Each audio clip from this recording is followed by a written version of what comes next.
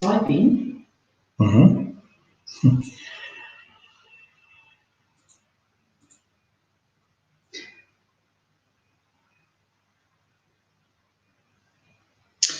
Right, good afternoon to those early birds that have decided to join us before 5 minutes before the kickoff. If you want to just let us know who you are and where you're from, please use the live comments section of your screen, and we can start to engage as we go along. We're going to give the rest of us a couple more minutes to start checking in.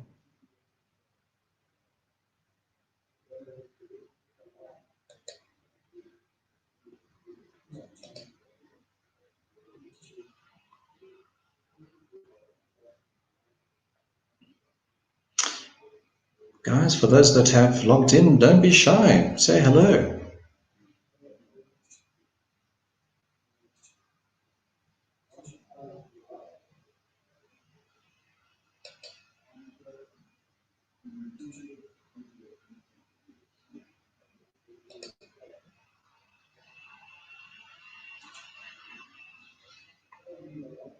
Well, Makrit, it seems that we have some shy folk, but let's hope that everybody warms up as the webinar continues.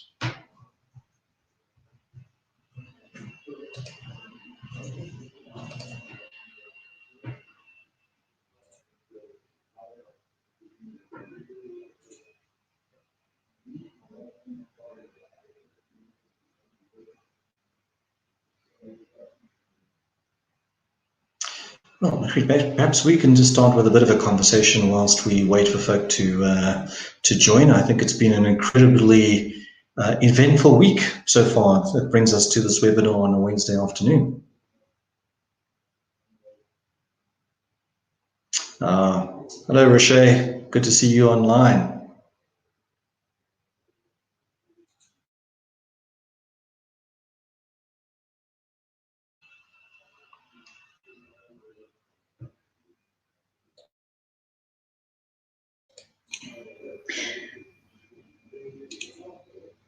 Hi, Rishay. Welcome to this broadcast. We're excited to see you in, and thanks for your support.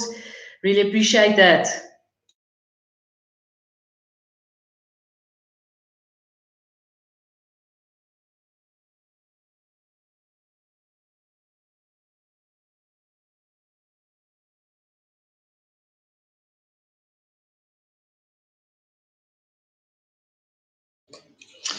Hi, Alex, all the way from Kenya. Welcome. Good to have you online. I think we're going to have a great conversation this afternoon.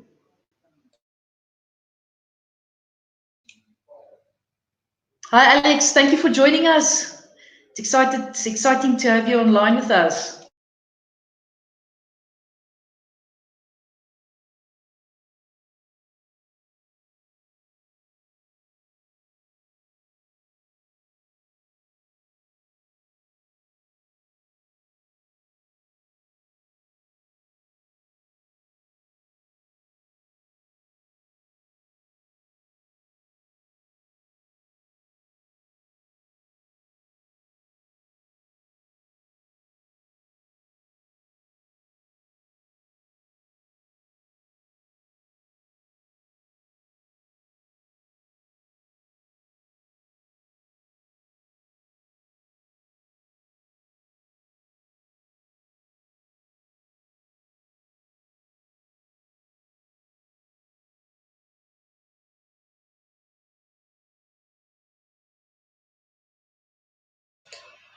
Right, guys, 2 minutes to go before we kick off. We're going to give some folk a couple more minutes to dial in, and then we're off on our journey around high-performance organizations and what they do differently from a strengths point of view.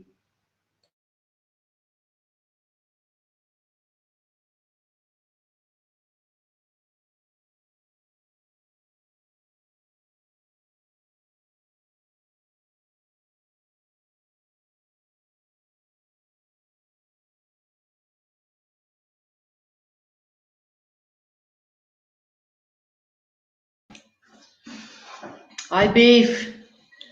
I'm pretty sure it's you dialing in from Roger Milam's computer. Maybe it's Roger. Welcome.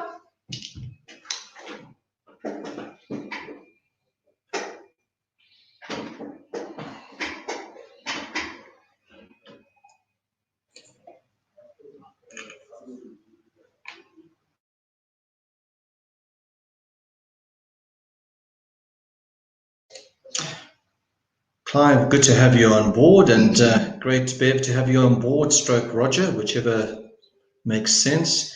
I can see Clinton is here. Well done. Good to have you on board.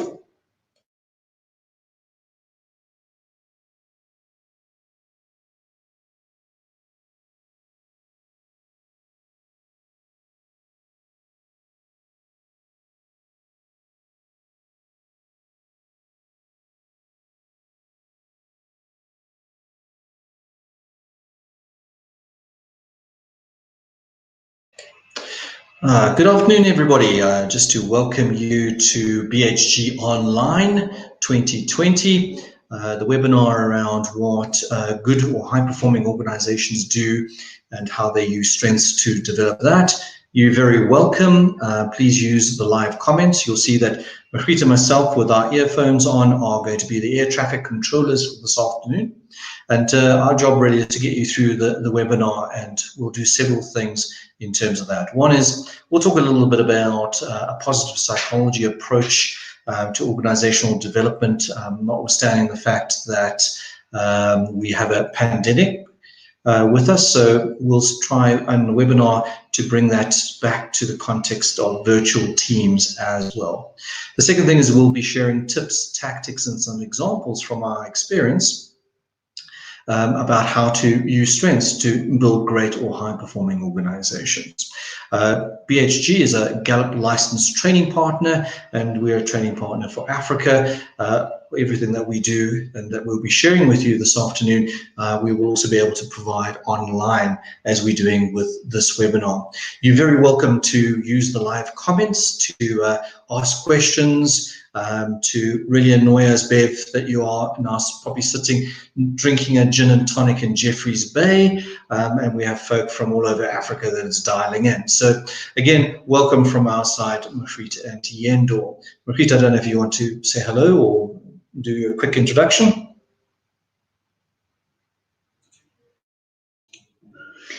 Yes, welcome everyone. I see that we've got Angelica all the way from Germany.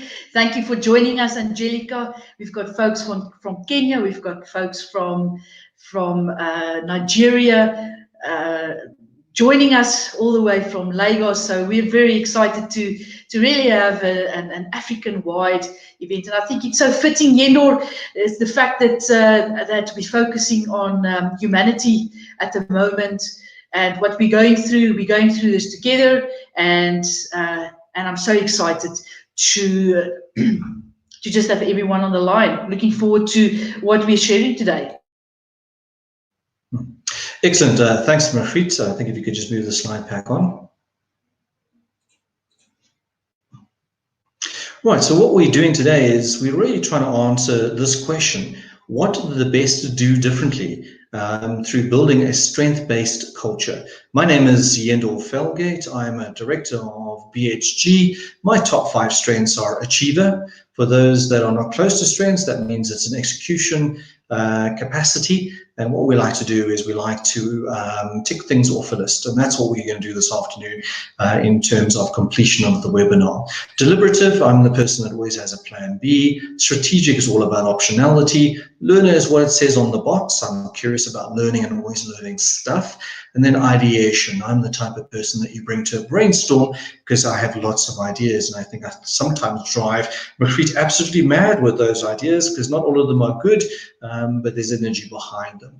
And you'll start to see as we go through the webinar this afternoon that I'll be bringing all those strengths and filtering how I actually deliver on the webinar. See if you can spot them as we go along. Macrete. Yeah, thank you very much, Yendor. So I've got individualization, ladies and gents, as my number one strength. I just love to figure out how people think and what really makes them special. Sort of diving into, being a deep sea diver for strength, if you will. I've got learner as well. Yendor and I share that, and we absolutely love just focusing on, especially in times of this, how we can make things better and bring it to our audience, our clients, and our friends. I also have belief. Belief has got nothing to do with religion, but it's got everything to do with values. So there's certain things that I really feel passionate about. I feel passionate about strengths, the environment, and I guess I can be somewhat stubborn as well and annoy in that manner. I also have connectedness, so I instinctively feel that when I make a decision, it's got repercussions, and and I just see the big picture. So from a connectedness point of view, that's how that strength plays out. And then I've got maximizer as well. Love to do things, take things from average to excellence, and I want to build something great. I've got that inner drive to build something great, and I hope that you will experience somewhat of that strengths today as well. Fantastic. Thanks, Macrete, and just welcome to some folk. We've got people from Norway, we've got people based in Liverpool, UK, we've got the odd folk from Cape Town. Fantastic. It's, I think, starting to be almost a global connection around what do great companies do differently. Both Macrete and myself are Gallup certified strength coaches. We do also train the Accelerated Strength Coaching Certification Program, and we have about 150 alumni across the Africa piece. Hopefully we'll bring some of that experience and a little bit of wisdom, if we may, to the webinar this afternoon. Macrete? So what's the agenda? We're going to really try and address three things. Why, we're going to talk about performance excellence and why it matters, and really our approach to thinking about performance excellence. We're going to look at achieving business outcomes using CliftonStrengths, the positive psychology approach that I mentioned. And then we're going to provide you with 5 strategies for building a great strength-based culture. Whether you use Strength Finder or not, you'll find these tactics and strategies, I think, very useful, because what we're trying to, or the message we're trying to bring across is this idea that if you identify what people potentially could be very good at, and you dial up the development and volume of that, you are going to get exponential performance. And that will be the key message this afternoon, underpinning some of the approaches, examples, and tactics that we're going to share with you. So let's look about introducing yourself. You don't have to volunteer or shout across the internet, but really we're asking you just to use the chat comment forum and answer these 2 questions for us. What brought you to the briefing today? And at the end of the briefing, what do you hope to know more about? This will obviously give us a bit of guidance as we go through the webinar about the type of touch points and things that we need to emphasize. So we're not going to spend a lot of time here, and please answer as we go along, and Macrete will pick those up as we progress with the webinar.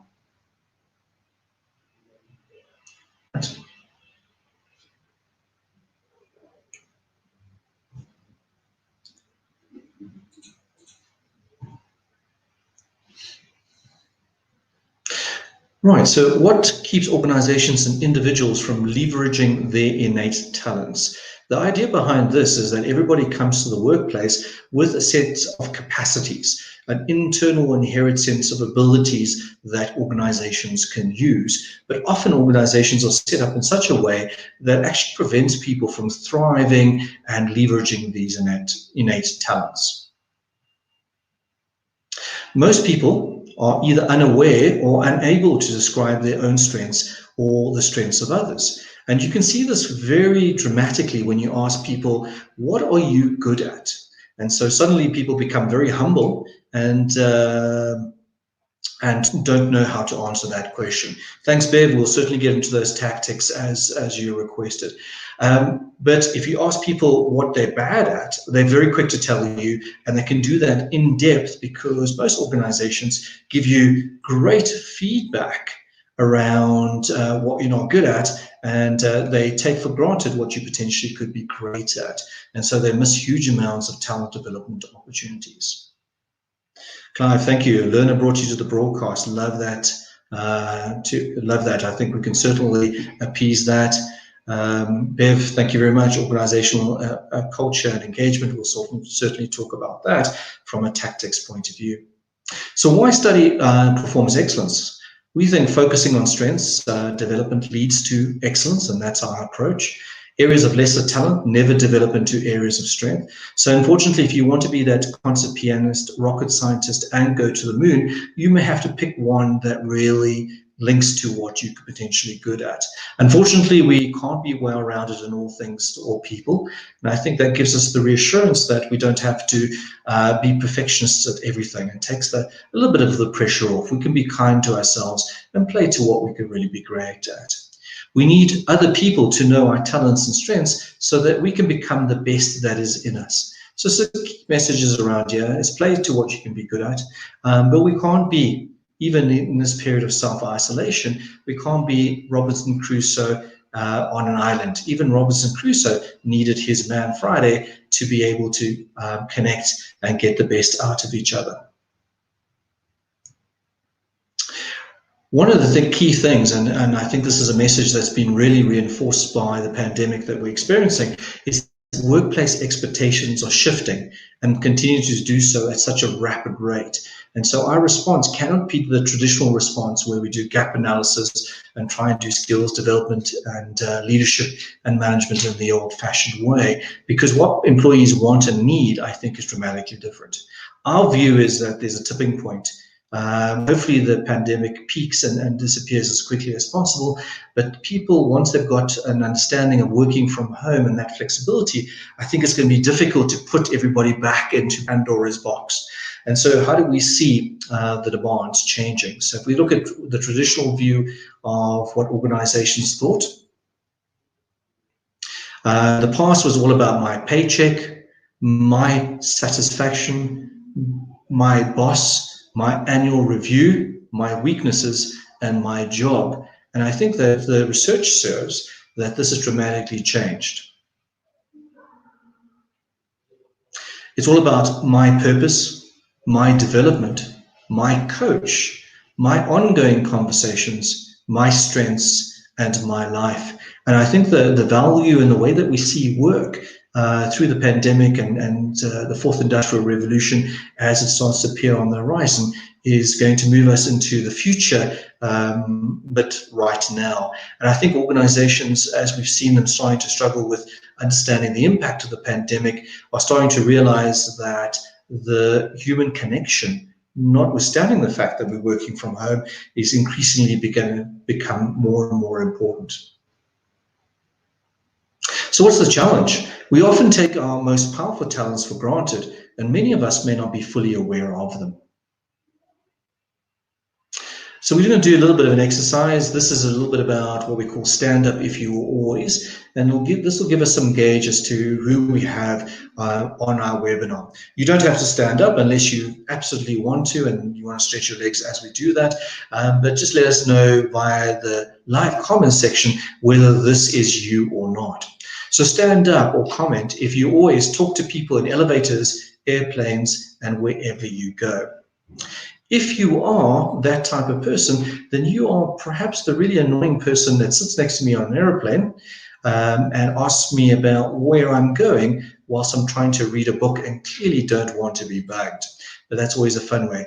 I envy the people that are able to do this because they just have a natural ability to engage, win others over, so the woo strength and so forth. And all you have to do, as Bakrit says, is comment yes if you're able to.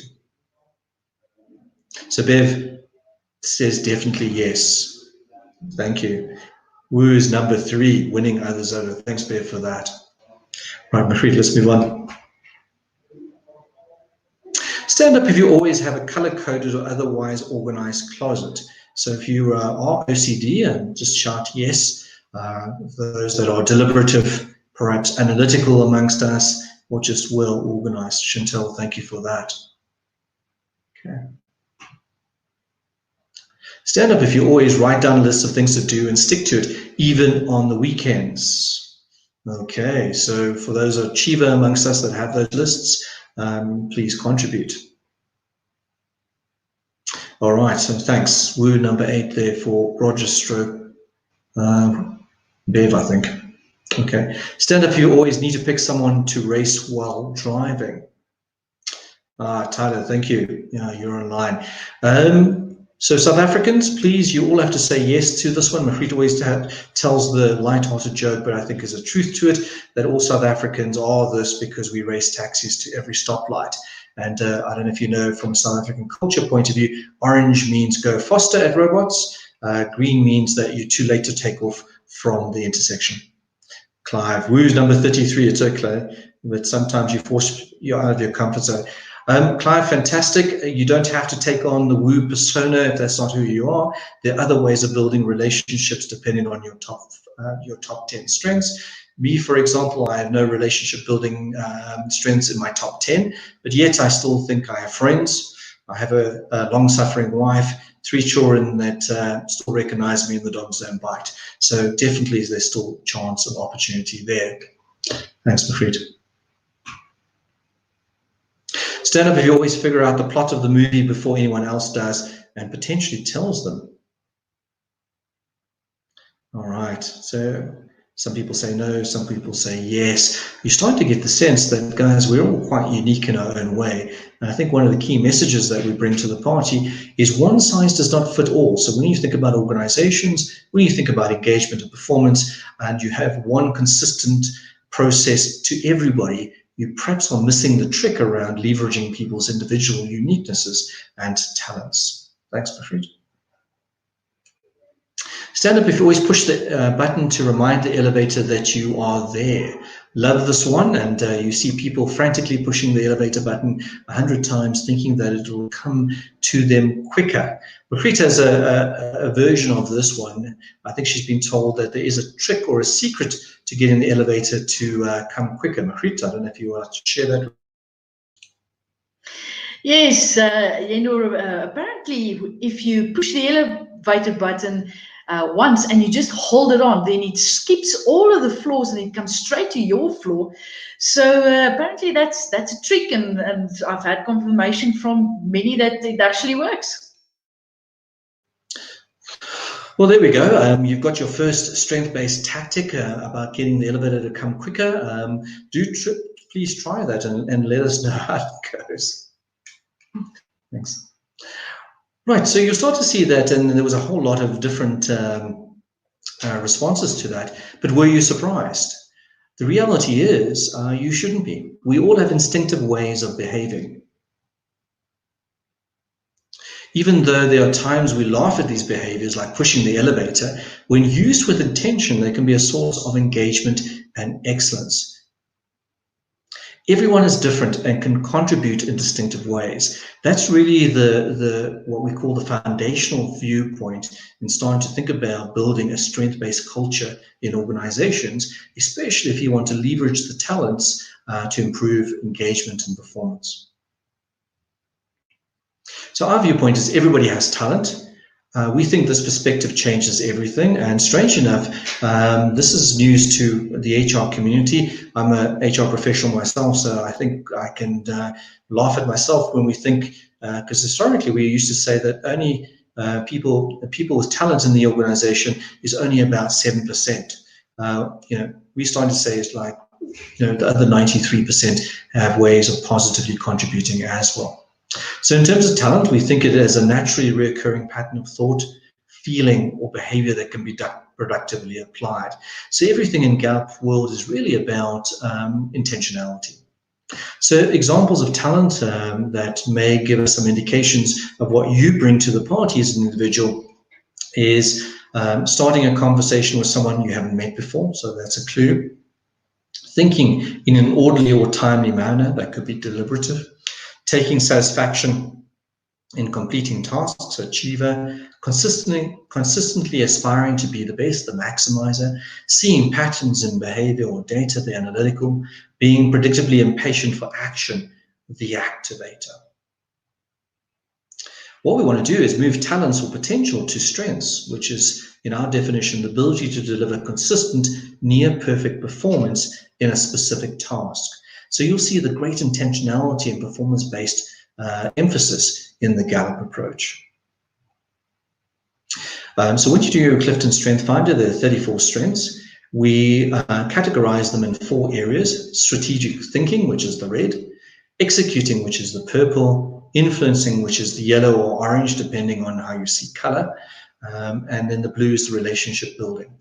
We don't expect people to have a balance between all 4. Some people have dominance in strategic thinking and execution. Others may have more dominance in influencing or relationship building.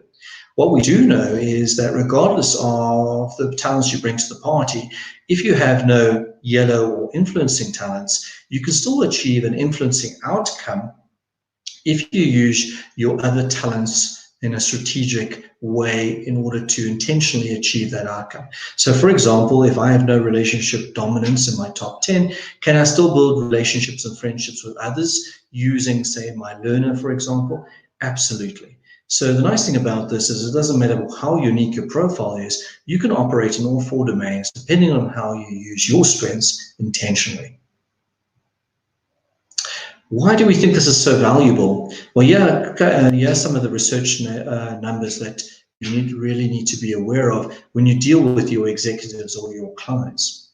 So at an individual level, in the best organizations, when compared with their peers, employees who receive strength-based development were found to have 18% increased performance, 10% higher customer metrics, 73% lower attrition, 23% higher employee engagement, and 10% increased citizenship, in other words, commitment to the organization. And these numbers, given some of the business impact around the pandemic and some of the business challenges we're facing, are quite dramatic just by working with people's talents and giving them strength-based feedback. And here are some of the clues about how we go about or start to think about workplace culture. So can all organizations expect this impact? Well, some of the research, the best organizations infuse Clifton Strengths into their organizational culture. So we'll give you 2 types of examples. One organization that did a task, taking employees used through the Clifton Strength Assessment, they got a 7% increase in employee engagement. If we compare that with one organization that created a task, in other words, invested in a complete cohesive strategy for creating and sustaining a strength-based culture using Clifton Strength Assessment, executive coaching, management development and education, rewards and recognition, an aligned employee value proposition and storytelling, they got a massive 23% increase in performance engagement. So I'm just going to stop there because I think there's a dramatic sort of 2 examples here. One organization that did a task and used Clifton Strengths, 7%. Those that built a strength-based culture, 23%. Keeping in mind that over 400 of the Fortune 500 companies in the States use some type of strength-based methodology. There's a dramatic difference. If I had to ask executives, would they buy a 7% increase in employee engagement right now? Most of them would buy into that, notwithstanding that the potential upside is over 23. So what are some of the approaches or suggestions that we can make around embedding Clifton Strengths per se? There are a couple of options around this and their versions of it. You can make a big splash. You can focus on your teams. You can begin with your leaders and managers. And you can work one-to-one. Our suggestion is that it's obviously a combination approach, but you can start anyway. Some organizations start with a big splash. Some start with a little bit of a pilot project around teams. Some start to think about management capacity around this issue. And then some start with one-to-one coaching, and then it sort of balloons and develops from there. There's no right approach. It depends on your context and the organization you're working with. But the combination of all four elements, we think, is important for high impact, especially if you're starting to drive the over 20% that we've referred to.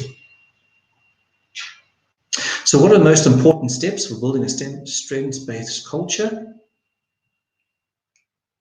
We're going to take you through the 5 steps that we think are important. Start with leadership. Give employees an opportunity to start thinking about what their talents are. Build an internal network of strengths based coaches. Integrate strengths into performance development, and then start to make sure that your internal processes all align to support that. So Angelica says, how is employee engagement quantified in these studies? Angelica, there are many types of approaches to measuring employee engagement. The Gallup approach is called Q12, which is 12 questions around what we think are really important for individuals in terms of motivating them, committing them to the organization, and helping them thrive in organizations. So there are 12 areas that we look at, everything from do managers provide feedback through to do you have a great friendship at work that you can rely on, and that's how we get an engagement score coming out of that. There are many other engagement approaches on the market. You can have a look at that. We think that there's an over 90% overlap across the major employee engagement indices or measurement areas, so whichever one that you take. We're agnostic. In other words, as long as you have an engagement score and you know the areas that you want to work within, we think the approach, the 5 steps that we're going to take you through will work. The big stat or statistic that you need to keep in mind that about 70% variability in your employee engagement score is dependent on what managers do or don't do. So if you want the big lever in employee engagement, it is your capacity of your line managers to take on what we call a high performance approach to engagement. We think great managers are obsessed with engagement, are high performance and hold people accountable, and are able to develop others. And we'll talk more as we get through the 5 steps. Angelica, thank you. That's a great question, but I suspect it actually is a webinar all by itself. So we'll take that further offline. So we always think start with the CEO or identify a senior leadership sponsor. So when we build a culture, we don't think you can build it from the bottom up. Okay, so that's a bit of a different approach to change management here. We think it's got to be a leadership agenda, and we like to start with executives because they set the tone.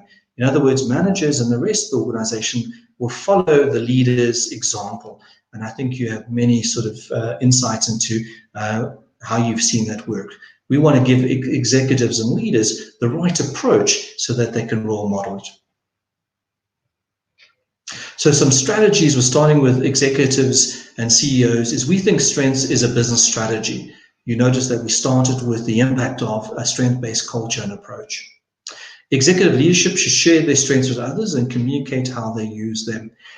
We think that executives need to role model this and actually lead on strengths. And strength-based culture hinges on leadership alignment. You can't expect your managers and employees to take on a positive psychology approach if your leaders think that the best way to lead is by running a sweatshop. Now, this is a tremendously obvious point to make on a webinar, but we see it so often that happens in the organization. Leaders go, oh, we love the strength-based stuff because managers can get more productivity out of employees, but by the way, we're going to continue as business as usual. And that sort of contradictory approach creates more toxicity than is really worthwhile. So we really want to get your leaders to embrace. So some tactical approaches that you want to think about: articulate how the Strengths Initiative is connected to the organization's identity, its purpose, brand, and culture. And the great power question at this stage to ask executive teams is, why should good people work for you? And you'd be flabbergasted. A lot of executive teams don't know how to answer that question, and they come back with the type of response that you really just have to hold your head. They go, yeah, because we pay people. Yes, you do, but so do others. And I think that just getting that conversation going is a valuable way to challenge positively executively teams. Create partnerships with other leaders using strengths. So get leaders to talk to each other. And it's amazing how quickly your silos will disappear. And then infuse strengths into their leadership brand. In other words, good leadership in an organization should be positive-based, positive approach, strength-based. When leaders truly build a culture of strengths, it's constantly top of mind for them. It's the way that they do business. They think about people they are talking to at any given time and consider how their talent DNA is at work. Once we switch the filter or lens onto this approach for leaders, is they're constantly thinking about the power question here. How do I create the environment to get the best out of the people that I lead? And it's the how-to around that where we think strengths really contribute to a performance agenda. And it's that lens that makes sense. Too often, leaders and managers in particular think a little bit about what do I have to do as opposed to how do I help others be the best version of them. And here's the litmus test. When I speak to managers and I ask them, what is it like to manage? They tell me it's like pushing a rock up a hill. This approach is about let's level the hill, forget about the rock, and really our job is to get the best out of others. Then management becomes a lot easier. We think that we should give every employee the opportunity to discover their strengths. It's a common language, what I almost call a relationship shorthand between people. Dixon asked the power question, how do you break the ground in getting CEOs, top leadership to buy in when there's no existing coaching culture? Fantastic question, Dixon. The short answer to that in my mind is the fact that you start with the business results about why we think this approach really works. We very seldom go to leadership teams and say, right, our solution is positive psychology, feedback, and by the way, we're going to coach you. Rather than saying, well, are you interested in high performance? Are you interested in engagement? Do you want to develop your people? And do you want to get a bottom line impact? If you're open to that, here's the approach that we suggest. If a leadership team is not interested in high performance, go figure. I mean, what can you do? But that's the starting point in our minds. Thanks, Bafrit. So when we look at employees discovering their own strengths, we really want to infuse strengths into performance conversations. You don't have to do the Clifton Strength Finder assessment to understand what people's talents are. There are clues to talent, much like we did the stand up and sit down, and you can start to see where people really play to their power and energy and show immense amount of energy.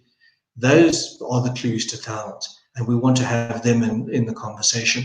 So rather than gap analysis and talking to people about what they're terrible at, let's reinforce what they're great at and help them to develop that space. Employees need the tools and resources to understand how to embed strengths. And we want to look at real behavior, not just words on a page. Some tactics, obviously the Clifton Strength Assessment we think is valuable in this space, from CEO to frontline team leaders to employees. Having an ongoing plan to incorporate new team members. So too often we train people and then we forget about onboarding the new folk, and celebrate your brand with strengths rather than wondering about what you're not good at. I think far too often management is equated with firefighting, resolving queries, solving people's problems, as opposed to how do we get the best out of them. So what do we want to do about embedding Clifton Strengths? It's more than just discovery. We want to use it, and this is why Makrita and myself really enjoy working with clients around Gallup. We want to name them, in other words, understand what you bring to the party. We want to claim them, understand how you use them in the workplace, and then we want to aim them. In other words, how do we intentionally use your power and edge to deliver great results?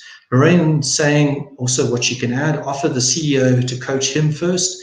Sometimes you may have to do a free session. You need to win him and show him the greatness. Lorraine, thank you. That's a great suggestion. We find that leadership sometimes is a very lonely position to be in, and so to offer him, I'm hoping also her, CEOs out there, the opportunity to engage with what they could potentially do well. They have the same challenge as we do, which is about how do I really get great performance out of others. So what's the goal? So building a positive culture.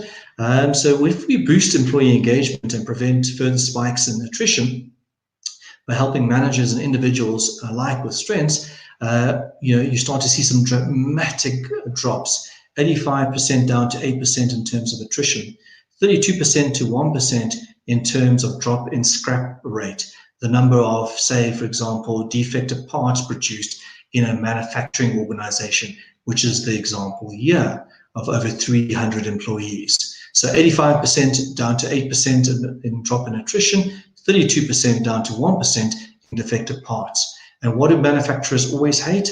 The artisans leaving for slightly more pay to somebody else, and the whole idea of having to rework or scrap when you're doing just-in-time manufacturing. So how did they go about creating a more positive or productive work environment? Well, they introduced Clifton Strength Finder to the employees. They provided strength-based coaching support to employees around understanding their strengths. They required all employees to participate in strength discovery sessions, in other words, understanding their strengths. They built strengths as a common topic for the production floor. And they integrated strengths into conflict resolution, project management, and importantly, collaboration. And one of the things that we think is really powerful around building a culture is that we want our teams to collaborate more effectively. Most organizations that come to us say that how do we get communication? How do we break down silos? How do we get people to collaborate better? Well, the answer in this example around manufacturing, I think, is obvious. Profitability increased by a staggering 233%. Profitability increased by a staggering 233% and productivity by 200%, even without increasing the workforce, leading to record revenue gains for the organization.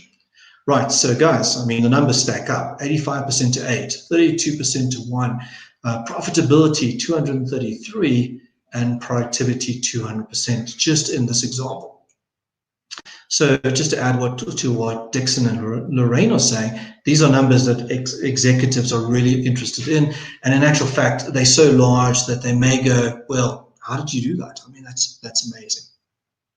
So please use your chat function now to provide feedback on the following to us as we go through. What performance metrics in your organization would a strength-based approach help to improve? How aligned are your senior leaders to create a culture of strengths? And then what barriers exist for your employees to use their strengths every day? Please use your chat button and please share some of the insights around that as we continue with our process. So performance metrics. How aligned are your leaders around the idea of giving positive feedback? And what barriers could exist in your organization around some of the things that we are suggesting? Marita, as the guys start to hopefully use the chat button, let's move on. What are the key ways of leveraging the whole strength-based approach once people understand their strengths is to build up an internal network of strength coaches. In old-fashioned change management, these would be almost strength-based change champions. And they would be the resources that people can go to in terms of really getting great feedback. So, all right, so net promoter score, absolutely, we find that strength-based approaches would increase positive customer feedback, and the whole idea around net promoter score. So we could certainly align that with a strength-based approach. So when we think about building an internal network of strength-based coaches, we need to obviously think a little bit about developing those that want to become strength-based coaches, develop that capacity to do so. Their job is to really help develop individual and team strengths and help managers focus on the depth of understanding their strengths. So tactically, how do we do that? We identify coaches, people that have a natural disposition around developing others, to be highly credible and influential partners in this process. You'll find that employees will want a resource that they can go soundboard. You'll see that managers will want to also have that capacity or that support in helping them develop build that capacity to have those great conversations. And so that internal network becomes mission critical. And then, of course, you can use the Gallup approach in terms of additional education and support, and we'll share some options around that at the end. Next, please. So the types of things that you can also start to think about is you can use strength-based or strengths coaches should represent different functional areas. So you spread them across the organization for a full organizational impact. Most strength coaches play the role of a player or coach who may have a role in, say, HR, OD, or be a well-respected manager in the organization. Sometimes you look for influential people rather than job titles. And most organizations start with a small number and then grow as interest, need, and adoption increases. We have discovered that if you start with one team, that tends to go so well that the team talks very nicely or in highly energetic terms about the impact, and then other teams will go, well, why aren't we experiencing that? And so you can go team by team, for example. The role of the coach is to support the manager to use a strength in their role and develop strengths on the team. Time for coaching, it varies. It's really 100% full-time coaches, depending on the type of organization. A number of coaches varies, but a good estimate is, say, one coach for every 20 to 40 managers, to give you a bit of a span of control there. The next step is really to start to think about integrating strengths into performance management. And this is about having effective coaching conversations that lead to performance and development. There's been a lot of change in terms of what performance management looks and feels like. There's a distinct shift away from only performance management in terms of ratings to one that really thinks about how do I help the individual as a manager to perform better and how do I develop them. So the emphasis now is much more on the developmental conversation piece, though measurement has not been thrown out. So we don't agree with organizations that say we're only doing performance development, no more ratings. We think it's a combination. The Gallup viewpoint is that we want to develop people, but we also want to hold them accountable for performance. So some strategies. Obviously, strengths we think is a business strategy. We want to embed strengths in performance management systems. It shouldn't be complex. We want to keep it simple. And then we want to think about how people can do what they do best to achieve performance outcomes and business results.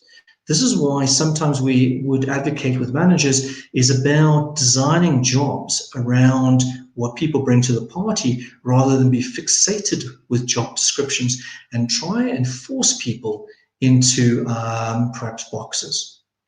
So some tactics around that. Your managers must first understand their own strengths. This is mission critical. It's very difficult to lead, I think, a great team if you as a manager don't know what you bring to the party. So first of all, know thyself. Have ongoing conversations, not yearly reviews. Again, mission critical is managers. We encourage managers to talk to their staff. Again, a fundamentally obvious point, but one that we find that managers email their employees rather than spend time talking to their employees. And there's specific ways that we would suggest that managers do talk to their employees. Sometimes it is about providing a solution. Sometimes it's about great feedback. Sometimes it's just understanding how to turn the volume up of the power and edge of people.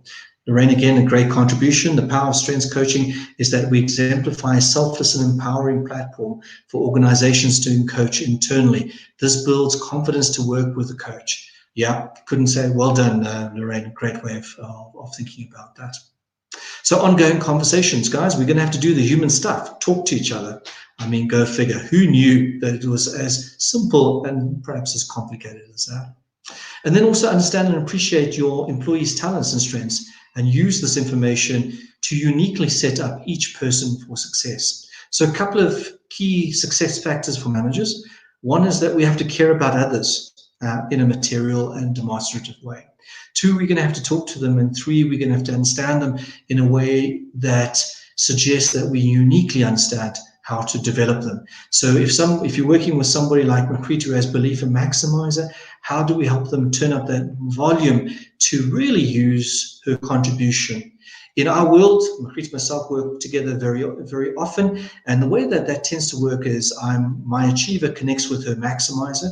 So if we have to complete an exercise, if I do a piece of work, I will often ask her to provide oversight to take it from good to great. What a great contribution. When we're dealing with ambiguity and complexity, I'll often check in with Makrit to say, tell me, what is your beliefs intuitively believe around this? What are the boundaries? How far can we push this before it becomes unethical or a place that we don't want to go? So we do use this as checks and balances. And then Makrit often would then connect with me around ideation and strategic. So Makrit, I'm going to bring you in there, and perhaps you can give us some examples of that. Yes, Yendor, thank you. So I connect a lot with Yendor's ideation. You know, when we are in situations that that needs fresh ideas and a fresh way of looking at the situation, at the challenge that lies before us, you know, then Yendor's ideation just comes up with a number of ideas. Now, that doesn't mean that we have to use all of the ideas, but it brings up the momentum, and it keeps up the momentum, you know, and it keeps us from stagnating and falling into the trap of business as usual, falling into the trap of just doing nothing. And it really just, yeah, it's, what can I say? It really helps. Thanks for that, Makrit. That gives you some good examples. Those are the types of conversations you can have at exco level, management level, and when managers can really have those conversations with employees. Understanding that whatever we suggest, you can do this with virtual teams and people working from home as well. In actual fact, we think that conversation now is even more important if you work from home, because there's a loneliness attached with that. Makrit? So some of the numbers again, 3 in 10 workers agree that their company's performance management system helped improve their performance. So only 30% think that the current approach to performance management actually helps them. 95% of managers are dissatisfied with the performance management system. So those managers that own 70% of your employee engagement variability, 95% of them think that performance management just doesn't work. And then 2 in 10 employees strongly agree that their performance is managed in a way that motivates them to do outstanding work. So implicitly, 8 out of 10 people are being switched off inadvertently at work. And I think some of the great numbers that you're seeing around employee engagement and strengths is about switching on the 8, about really getting managers to dial down the 95% and then capture the 7% around meaningful performance development. Meaningful performance development for us is about being able to give great strengths feedback and really give feedback that helps the person as to who they are, as opposed to saying, well, you lacked emotional intelligence, so we're sending you on an emotional intelligence training program. In my case, empathy is number 34. Good luck with that. I may learn some stuff, but if you connect with me around my learner, you'll get a lot more impact around an empathy outcome, as an example. Okay. So we think that mission critically is we need to invest in manager development around leading high performance teams. So the way to think a little bit about that is we think about management now in 3 areas. The ability to establish meaningful expectations. This is role and relationship orientation about how managers should help others. The continuous coaching paradigm, which is about quick connects, the ability to check in a way that's positive, and then developmental coaching. And then, of course, the whole idea about creating accountability, the progress review. Nobody's suggesting that normal management development around plan, lead, organizing and controlling is not important, but the way in which you do that becomes now important. Expectations, this ability to be a great workplace coach, and this idea about creating accountability. And you'll notice the links then to performance, engagement, and development, which are the three mantras of the strength-based approach. Right, so Dixon's asking the question, in building the internal network of coaches, is it possible to go for a blended approach, external strength coaches, internal full-time coaches, and using line managers as strength-based coaches? Dixon, great question, and the obvious answer is yes, yes, and yes. So often in organizations, we've experienced that organizations want a blended approach. So they like the idea of change champions and internal coaching partners as a way of soundboarding and accessibility. They like the perspective of external coaches because they bring a broad range of experiences from other clients that could be really useful.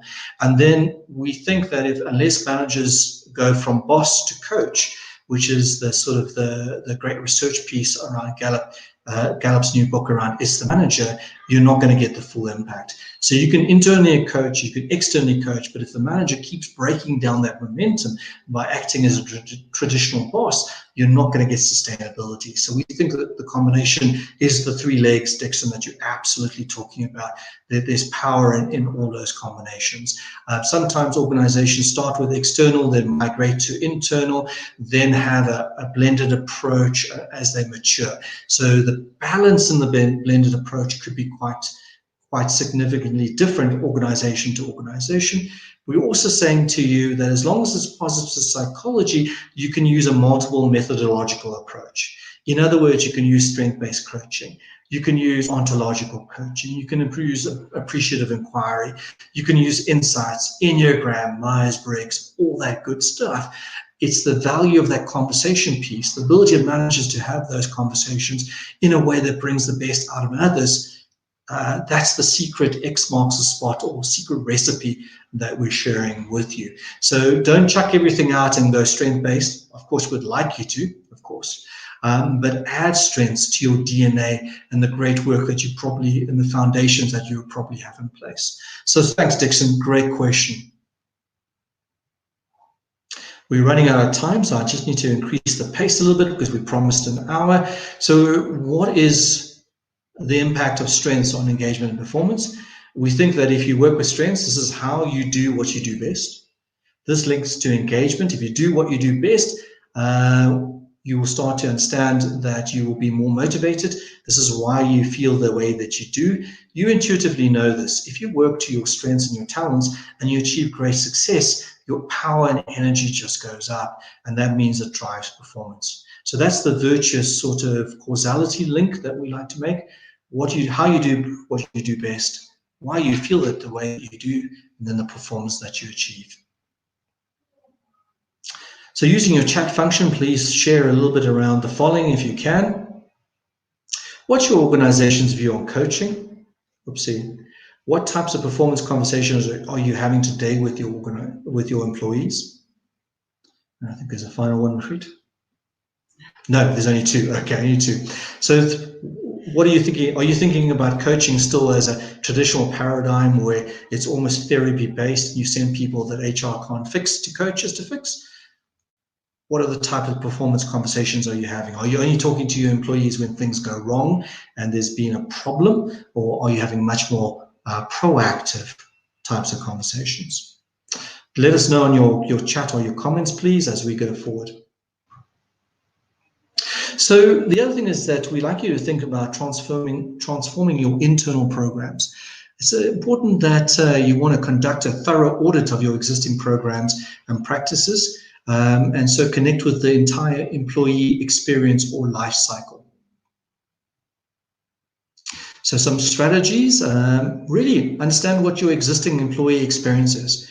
There's no point in having a great employee value proposition that says, we want to get the best out of you, when every new recruit has to fight for a desk space for IT help to help them to log on and have a terrible onboarding experience.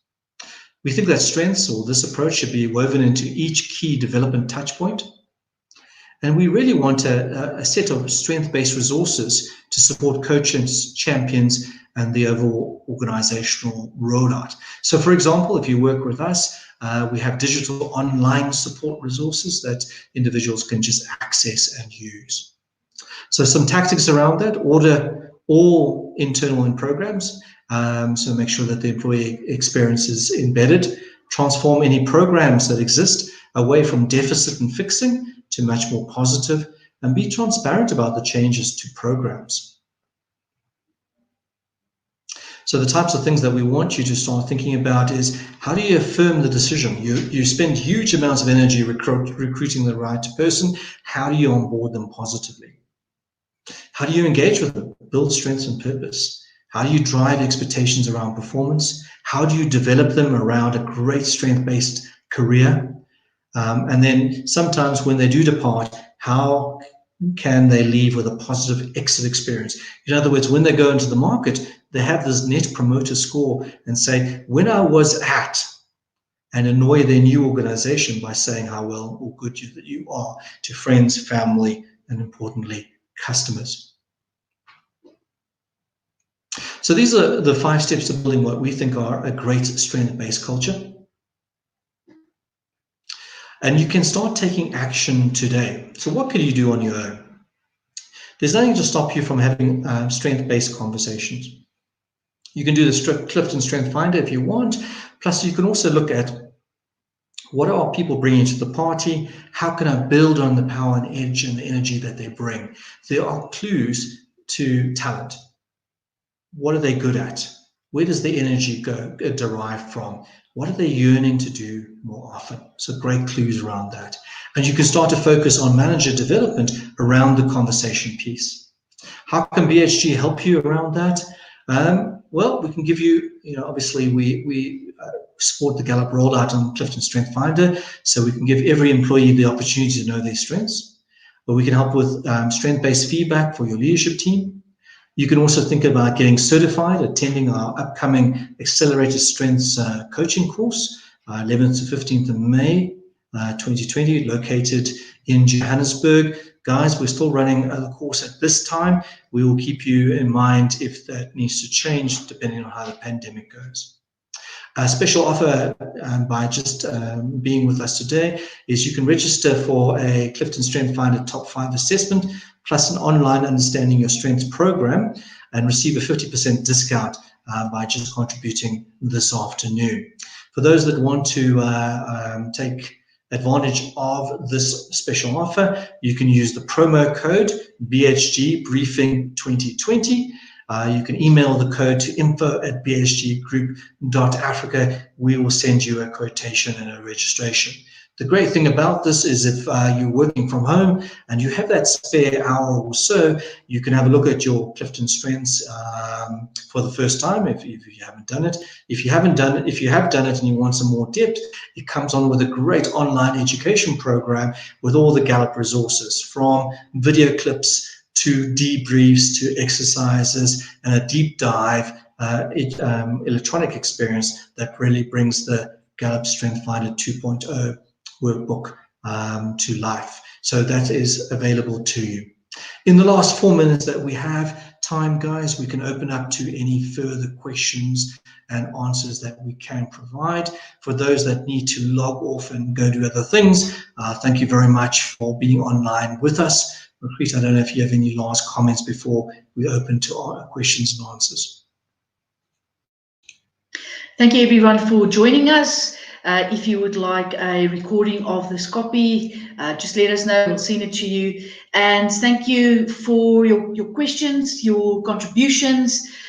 We look forward to engaging more with you within the coming weeks around remote teams, how to keep the momentum going, how to make sure that your team members doesn't become lonely, and so forth. So keep looking at social media, etc. We will update you there. Excellent. So questions. Can we get the training slides? They are Gallup IP, but you will get a copy of the webinar, and obviously the slides will be available for you to peruse and have a look at. Unfortunately, not for cut and paste at this stage. So yes, you will access the webinar will be sent to you on request, and that's available for you to share with YouTube and your 17 best friends. Thanks, Bev. It's good. Thanks for the feedback. Dixon, thanks for your input. So Fidelis is asking, is it a weakness on the part of a strength-based approach that it doesn't have room for turning weakness of employees into strength, as the strength of some has nothing to add to organizational goals? Yeah, it's an interesting question. So if you have a weakness, we're not suggesting that you ignore a weakness. If you, for example, are an airline pilot and you don't know how to fly an aircraft, clearly that's a problem and you need to be certified as an airline pilot. But to be successful as an airline pilot, to fly effectively, to manage an aircraft of $200 million US, a crew of 20 and perhaps 300 passengers, your strengths will certainly be useful in that context. So you can minimize the impact of weaknesses. You remember that strength is not the same as a skill. If you need skills, please go on the Excel spreadsheet training course that you need. But we think that strengths can be applicable to any organizational context. And Fidelis, where we would perhaps differ from you is that we think that any strength has a great contribution to make in an organization, whether that's empathy, restorative, which I think is a Bishop Tutu strength in my mind. Any one of those strengths, all 34 have power and edge that can be really useful in a business context. Right, so copies of the presentation, guys. You will get a copy of the webinar. That'll give you the explanation and a little bit around the slide pack. And then, of course, you're welcome to share the webinar with your network, with your organization, and so forth. And if you feel that you would like our support in chatting to your leadership team around this, we're certainly available to hop online and to share the love, I suppose, in a way that makes sense during the COVID-19 pandemic. So no hugging, but definitely webinar connection. Right, guys, you've got literally 1 more minute to ask any power questions before we have to appreciate that the time is over. You can also use the info at bhg.africa to ask the 17 power questions that are going to strike you tomorrow when you, over a cup of coffee, you start to think a little bit about what we shared and you start reviewing the webinar. So we're always open to answer any questions, regardless of whether you want to take up the special offer or not. So guys, it's available to you. Info at bhg.africa for questions, discounts, and anything to do with strength-based. So guys, that's it from us. I'm going to now officially mute and we'll start exiting from that point of view. Thank you very much. Godspeed. Good luck.